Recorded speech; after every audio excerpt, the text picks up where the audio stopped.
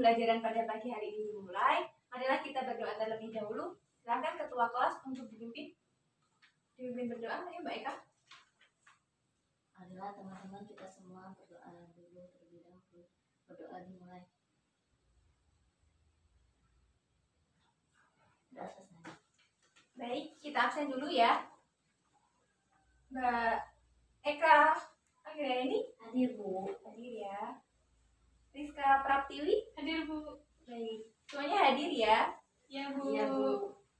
Baik, pada pagi hari ini kita akan mempelajari mengenai tema 7, subtema 1, pembelajaran 3 tentang keberagaman suku bangsa dan agama di negeriku.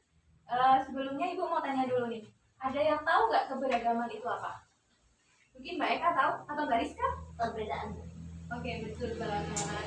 Jadi sekarang kita akan mempelajari tentang keberagaman yang ada di Indonesia ya. Nah, sebelumnya Ibu mau kalian diskusi dulu. Diskusinya satu bangku aja, dua orang, satu kelompoknya ya.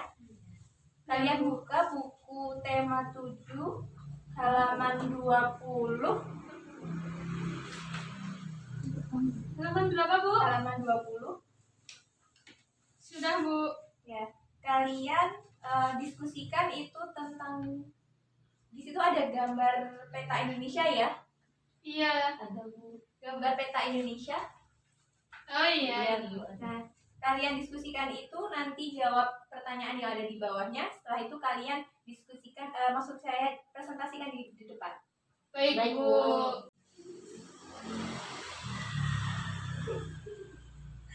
Bagaimana? Sudah atau belum? Bentar lagi Bu. Ada yang ingin ditanyakan nggak atau masih bingung? Belum. Yaudah, nanti kalau misal masih bingung bisa ditanyakan sama Ibu ya. Siap Bu. Oke.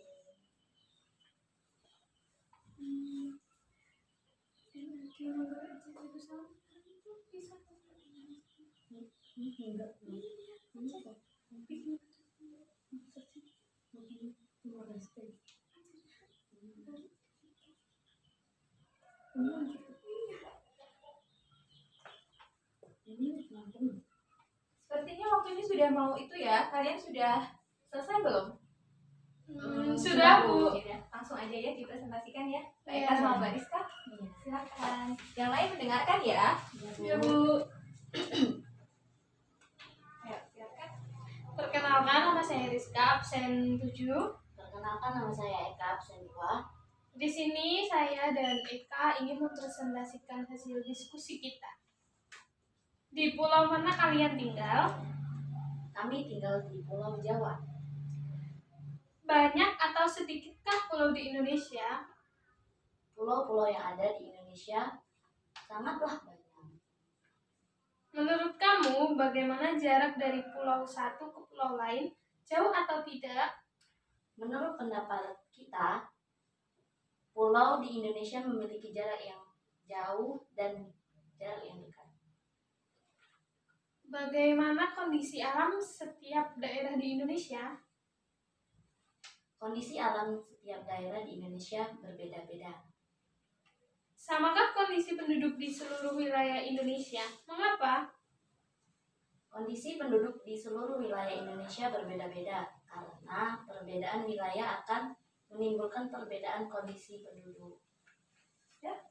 Ya, terima kasih. Terima kasih. Wassalamualaikum warahmatullahi wabarakatuh. Baik, bagus ya.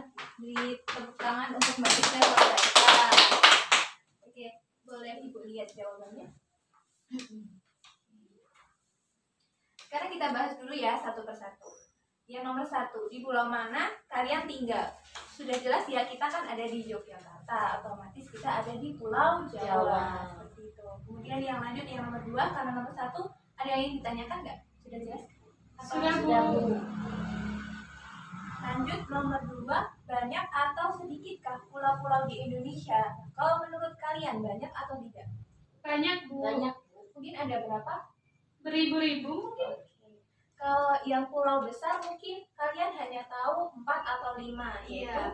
Jawa, Jawa, Sumatera, Kalimantan, Kalimantan, Sulawesi, Sulawesi, sama Papua. Berarti ada 5 ya pulau Iya. besar yang ada di Indonesia. Tapi itu adalah pulau yang besar saja. Padahal Indonesia ini memiliki beribu-ribu pulau, seperti pulau-pulau yang sangat kecil seperti Pulau Bali, Sap, Pulau Timor Leste, Bangka, pulau-pulau kecil yang ada di pinggir-pinggir pulau-pulau besar yang ada di Indonesia ya. Jadi Indonesia itu memiliki pulau yang sangat banyak. Kemudian lanjut nomor 3. Menurut kalian, bagaimana jarak dari pulau satu ke pulau lain, jauh atau dekat? Kalau menurut kalian, jauh Ada atau yang dekat? jauh, ada ada yang yang dekat, dekat. Bu. Kalau contohnya yang jauh, Jawa Sumatera dekat ya? Lumayan jauh karena dia melewati lautan, Bu. oh gitu, baik. Kalau yang contoh yang dekat, itu ya, mungkin kalau menurut Ibu Jawa Timur dengan Bali. Itu Iya. kan dekat tuh. Nah, seperti itu. Terus kalau nomor 4, bagaimana kondisi alam setiap daerah di Indonesia? Menurut kalian? Berubah-ubah ya. Iya. Kalau kondisi alam di Indonesia itu karena pulaunya saja banyak ya, pasti akan berbeda-beda. Tidak mungkin sama. Seperti contohnya, kalau di Pulau Papua dengan Pulau Sumatera pasti beda. Kalau Pulau Papua pasti akan kering karena bukan kering ya, lebih ke seperti gurun. Kalau di pulau, contohnya misal contohnya Pulau Kalimantan. Kalimantan itu banyak rawa-rawa kan? Nah itu berbeda, pasti berbeda. Karena apa? Ya karena pulaunya saja sudah sangat berbeda, jauh sekali kan. Jadi akan mempengaruhi kondisi alam yang ada di Indonesia. Seperti itu. Paham? Paham, Bu. Atau ada yang ingin ditanyakan? Belum, Bu. Oke, sekarang lanjut yang nomor 5. Samakah kondisi penduduk di seluruh wilayah Indonesia? Mengapa? Kalau menurut kalian sama atau tidak? Tidak, berbeda-beda. Berbedanya mungkin karena apa? Karena pulau-pulaunya kan banyak. Iya, betul banget. Contoh deh, contohnya apa Mbak Eka? Atau Mbak Rizka? Atau yang lain mungkin? Oke, Ibu jawab ya. Iya.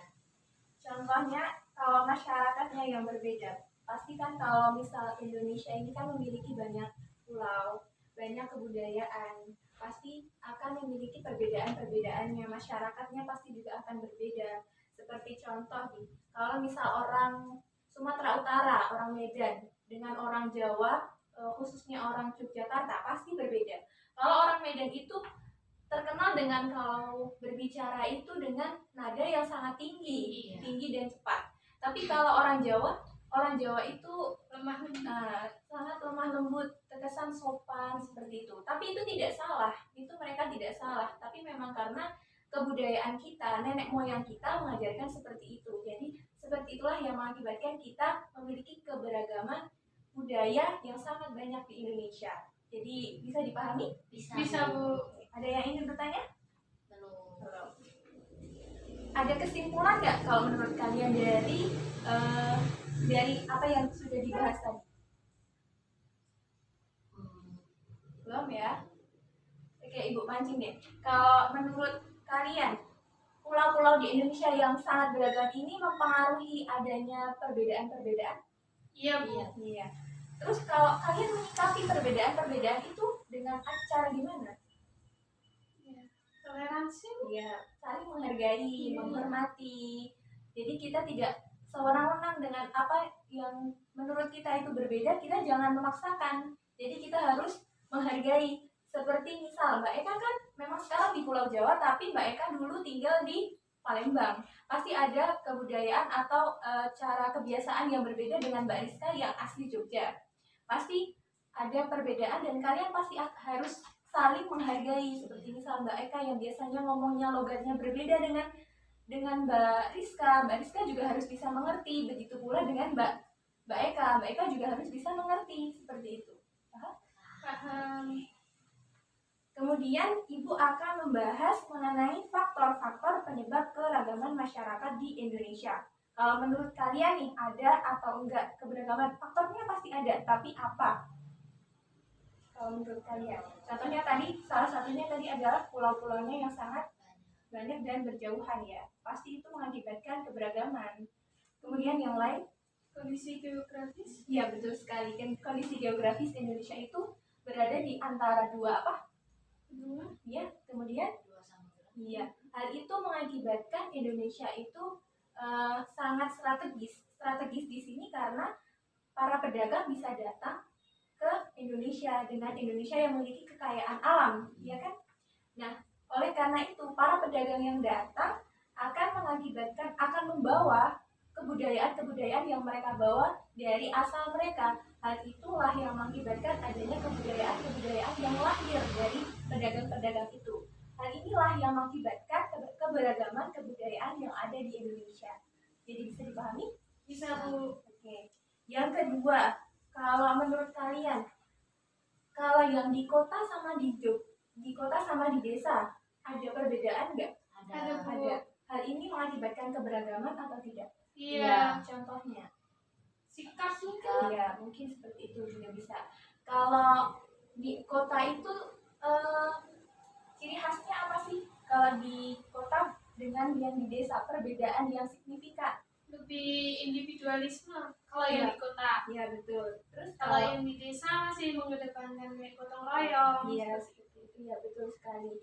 Tapi yang mempengaruhi mengakibatkan yang di desa itu tidak seperti orang yang di kota. Kalau orang di kota itu kan pola pikirnya itu sudah realistis ya, sudah berpikirnya itu sudah tidak seperti orang desa yang mengesampingkan kepentingan sendiri, lebih memikirkan memikirkan untuk yang bersama yang di sekitarnya seperti itu. Tapi yang mempengaruhi itu apa? Kalau transportasi sama komunikasi menurut kalian mempengaruhi atau tidak? Iya. Karena Karena kalau gini deh, kalau orang di kota itu kan kalau misal ada transportasi nih, contohnya mau ke perpustakaan pasti mudah kan karena transportasinya sangat mendukung. Tapi kalau di desa jauh, transportasi juga masih susah. Hal itu pasti akan mengakibatkan perbedaan keberagaman yang ada di desa dengan di kota ya. Hal itu seperti itu. Kemudian ada lagi penerimaan masyarakat terhadap perubahan. Kalau masyarakat di desa itu mungkin kata orang itu kolot ya. Kalian tahu kolot? Tidak. Seperti tidak bisa menerima perubahan. Kalau orang kota itu sangat mudah untuk menerima perubahan karena alat komunikasi mudah sekali mereka dapatkan. Tapi kalau di desa seperti jaringan saja tidak ada, jadinya sangat mempengaruhi sekali kan. Berarti kalau di kota itu mudah mengikuti arus urbanisasi ya, Bu? Iya betul sekali, karena memang di situ kan banyak orang lingkup di situ, banyak orang-orang baru di situ, pasti akan mengakibatkan perubahan yang baru lagi. Orang baru yang datang pasti akan membawa perubahan, dan orang lain atau maksud saya orang yang sudah lama di situ pasti akan mengalami perubahan juga dari orang yang membawa itu. Jadi seperti itu. Jadi yang dapat kita simpulkan dengan keberagaman ini, kita harus saling menghargai, menghormati, dan juga kita dengan adanya perbedaan kita harus bisa menyaring ya. Jangan kita ambil semuanya. Jangan kalau yang negatif juga kita ambil, jangan. Jadi kalau misal ada perubahan yang datang, apa yang harus kita lakukan? Kita memilah ya, memilah mana yang bagus, mana yang enggak, mana yang harus kita terapkan, mana yang tidak, seperti itu. Bisa dipahami? Bisa, Bu. Mungkin cukup sekian pembelajaran dari saya. Ada kurang lebihnya saya mohon maaf. Silahkan Mbak Ika ditutup dulu dengan berdoa. ayolah teman-teman kita tutup dengan berdoa dimulai. Sudah selesai. Baik, kita tutup. Assalamualaikum warahmatullahi wabarakatuh. Waalaikumsalam warahmatullahi wabarakatuh.